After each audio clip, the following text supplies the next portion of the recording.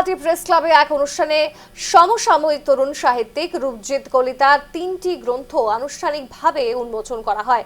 উন্মোচিত গ্রন্থগুলি হলো জুবিন গার্গ হামিং এবং যেখানে জানা যাচ্ছে chrysanthemum in moonlight eternity, a journey in melody and memory, Jana Smriti and Shrashta, a luminous journey into the Indian knowledge system, ancient wisdom for modern minds, এবং the Lotus 14 veiled pearls 14 realms 14 scenes and one final truth।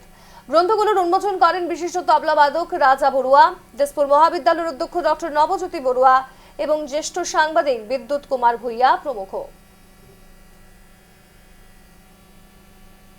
এইটো এটা বহুত গৌৰৱৰ কথা হয়, কিন্তু এই তিনিটা গ্ৰন্থ মই 17 বছৰ বয়সত লিখাটো এটা এচিভমেণ্ট হিচাপে নলওঁ, এটা লাইফ লং লিটাৰেৰী জাৰ্ণিৰ বিগিনিং হিচাপে লৈছোঁ। আৰু বহুত বিশিষ্ট অতিথি ইয়াতে উপযুক্ত আছে, আপোনালোকৰ নিচিনা এষ্টিমড প্ৰেছ কমিটি আহিছে, চ' বহুত ভাল লাগিছে।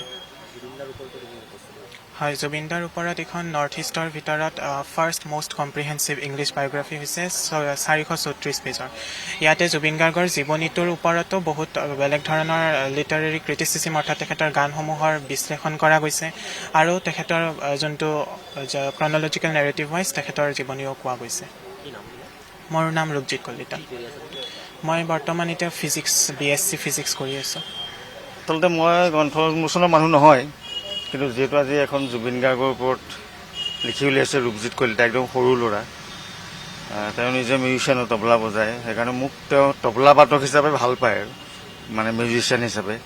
সেই ভাল পোৱাৰ খাতিৰতহে মাতিছে, মোক সাহিত্যৰ ক্ষেত্ৰত তেওঁ মতা নাই। খুব ভাল লিখে জানো, ভাল লাগিছে, যিহেতু কিতাপ তিনিওখন ইংলিছ মিডিয়ামত লিখিছে, গতিকে ভালেই হৈছে।